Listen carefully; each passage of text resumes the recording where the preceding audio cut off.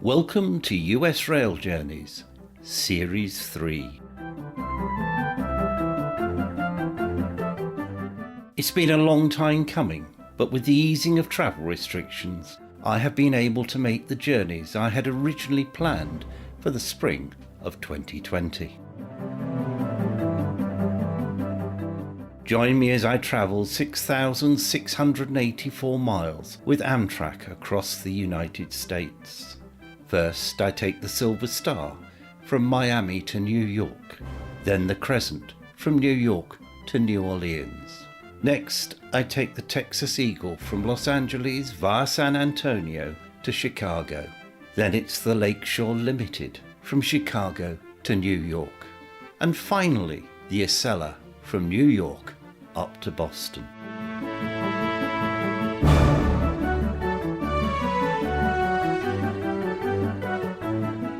Episode 13, where I travel the 240 miles from Washington to Danville on the Crescent.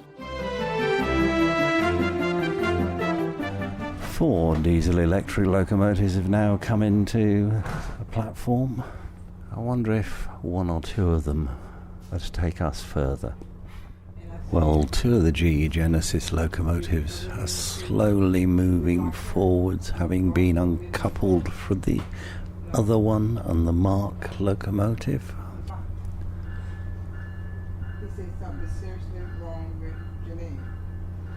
For the last hour, we've been back in the US Capitol, which was founded in 1790.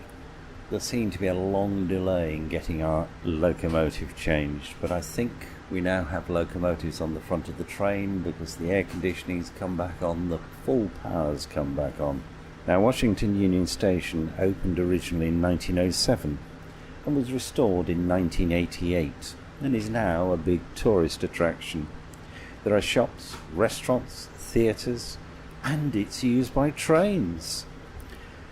The Washington Metro Light Rail and Amtrak and the Virginia Express that I saw.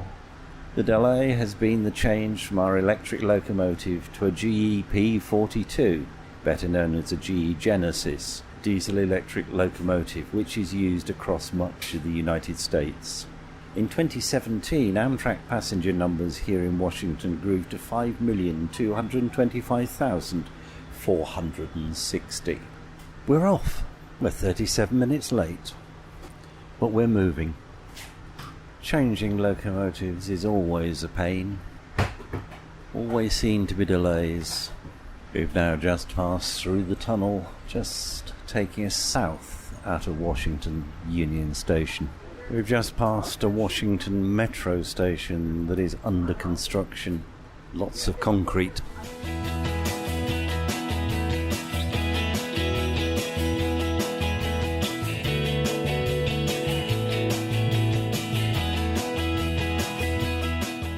We reached Alexandria 43 minutes late. It's only a short run down from Washington. Since the 1970s, Alexandria Union Station, to give it its full name, has been the focus of Amtrak's regional services in Virginia. In 1976, Amtrak began running the Colonial from Washington through Alexandria to Newport News. It continues today as a Northeast regional run. On October the 1st, 2009, Amtrak began running 2 Northeast regionals to and from Lynchburg. This was followed by an additional extension to Richmond in 2009, Norfolk in 2012, and Roanoke in 2017. Today, 7 different Amtrak services use the Alexandria station. As we leave Alexandria, meal service is now in full swing. Most people appear to be having their meals in their rooms, which means the staff are running up and down with carrier bags full of food and drink for people. The Amtrak train staff really do work hard on these services. We left New York in the pouring rain. We travelled through the dreary parts of New Jersey in the pouring rain. It's a beautiful evening now. It's nearly 7:45. The sun is shining beautifully, but the colour is deepening as it starts to sink in the west. Above us, some cloud, but mainly blue sky. We're 50 minutes late as we reach Manassas, and the train is across another level crossing. Today, Manassas is a suburb of Washington. However, the town began its life as Manassas Junction, a strategic railway crossing and the focal point of the two Civil War battles of Bull Run. Manassas Station was originally built by the Southern Railway in 1914. Today it's the penultimate station on the Virginia Railway Express Manassas line and a stop for Amtrak's Cardinal, Crescent and Northeast regional trains. The city bought the station from the Norfolk and Southern Railway in the 1990s. It was renovated under the direction of the Manassas Museum System. Workers restored the original 1914 paint colours, repointed the brickwork, laid new plaster, overhauled mechanical systems, and installed reproductions of the original doors and light fittings. The roof was retiled in the style of the original. The project cost $575,000. The station appears on the cover of Manassas' 1972 self-titled double album. It depicts the musicians Chris Hellman and Stephen Stills standing on the north end of the then Southern Railway-owned station. The station can also be seen in the music video for the Steve Winwood song, Back in the High Life Again. It was used by over 26,200 Amtrak passengers in 2019. The sun is going down with a beautiful orange glow. We must be heading southwest because the sun must be in the west. It's a stunning evening and we're just picking up a bit of speed.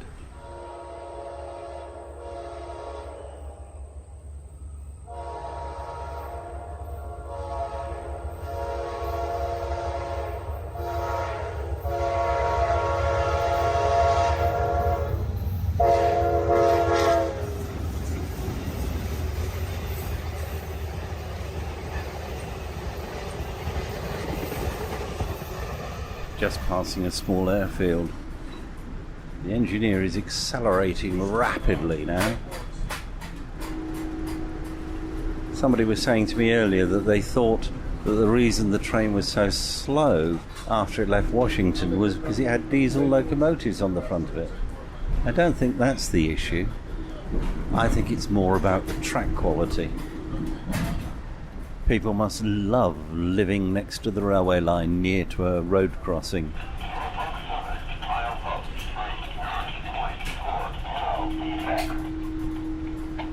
With the horn going night and day. Just past a space between two sets of forestry trees with electricity pylons going down the centre, and a small herd of cattle grazing on the grass as night starts to fall. In fact, the trees are making the trackside look dark. But if I look upwards, I can still see a blue sky. And westwards, flashes from the setting sun. Sadly, I'm not going to get a picture of the setting sun, because every time we get to see the sun setting, somebody's planted some trees in the way. Those trees that are always growing just next to a railway line.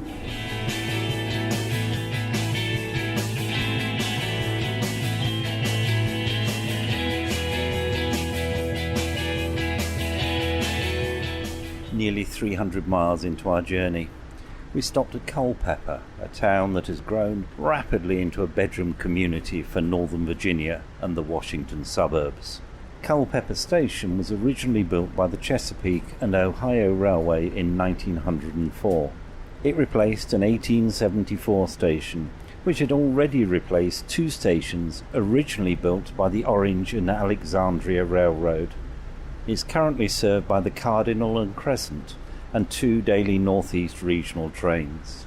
When the Norfolk and Southern Railway tried to demolish a portion of the station in 1985, a citizens' committee was formed to save the building. In 1995, the town put together a $700,000 renovation project and received a grant from the Virginia Department of Transportation under their enhancement program. In 1998, the Norfolk Southern sold the station to the town, and in 2000 the renovated building reopened. In 2019, Amtrak passenger numbers rose to nearly 16,300.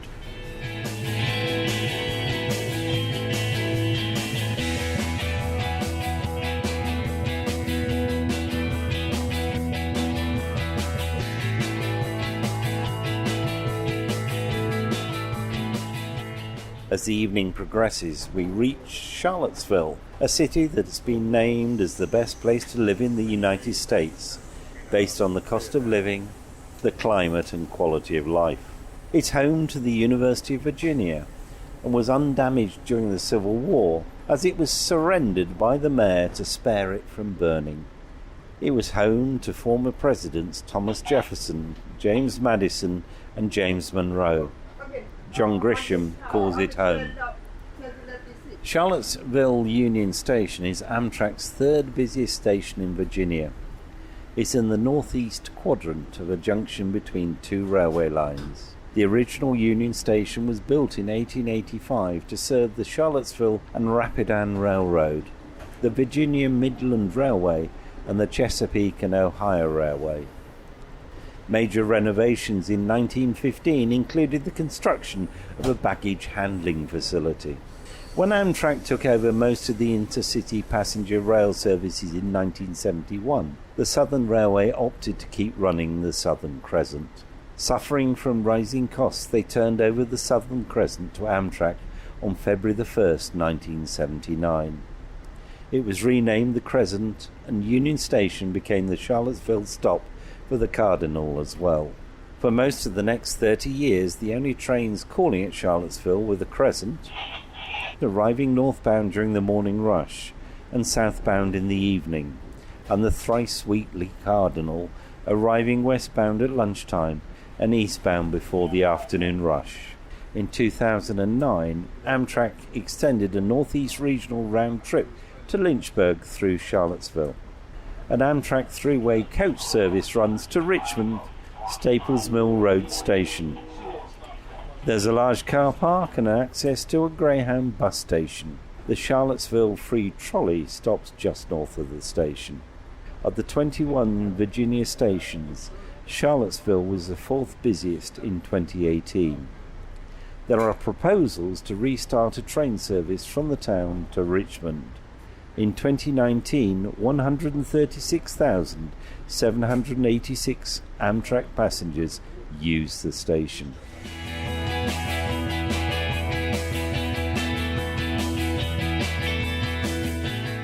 So nearly 8.5 hours into our journey, 55 minutes late, we've reached Lynchburg, known as the City of Seven Hills. It's near the geographical centre of the state and served as a Confederate supply base during the Civil War. The Appomattox Courthouse, where General Robert E. Lee surrendered to General Ulysses S. Grant, is nearby. The first cigarette rolling machine was invented here, and the profits from big tobacco enabled Lynchburgers to build a city with remarkable architecture. Founder John Lynch's brother Charles headed a court to punish loyalist supporters of the British during the Revolutionary War. The sentences he handed down became known as lynch laws and are the source of the term lynching. Kemper Street Station, also known as Lynchburg Station, serves Amtrak, the Greater Lynchburg Transit Company, and Greyhound. It was built in 1912 by the Southern Railway, and it's a 3-storey structure built into a hillside. The top floor fronts Kemper Street, whilst on the opposite side the ground floor has the platforms. After years of use and neglect, the station needed renovation, and the City Council led a redevelopment project, budgeted at over $3 million. Work began in 2000 with an emphasis on maintaining period lighting and preserving the station's historic character. The restored building opened in April 2002. 54,632 Amtrak passengers used the station in 2019. We should have left Lynchburg at 10:16, but we're running about 45 minutes late.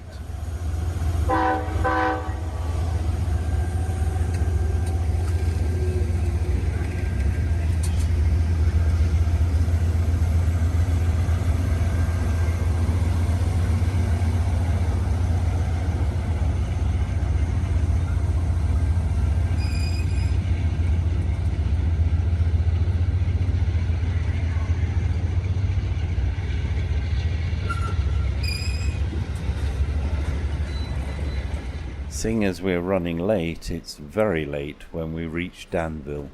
We should have been here at 11:22. It was established in 1792 as Winds Falls.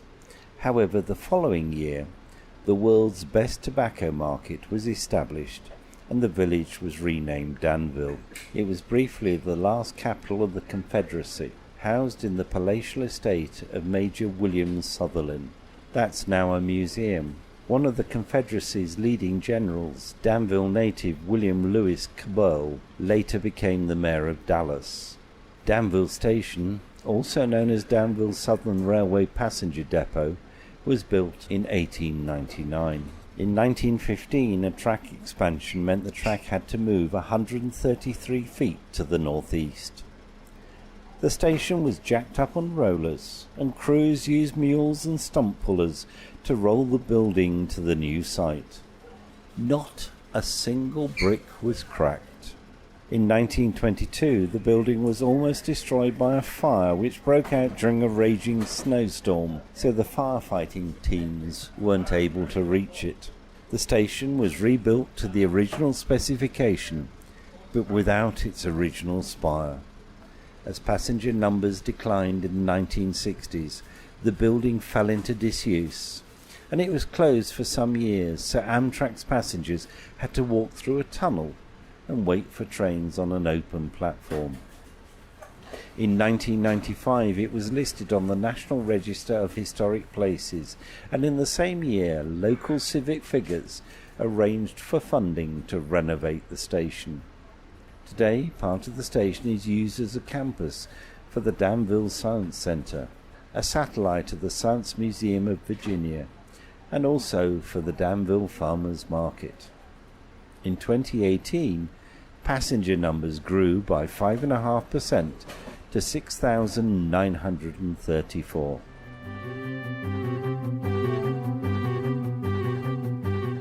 The man with the microphone thanks the passengers and crew on Train 19, the Crescent, which departed from Penn Station on Monday the 27th of June 2022.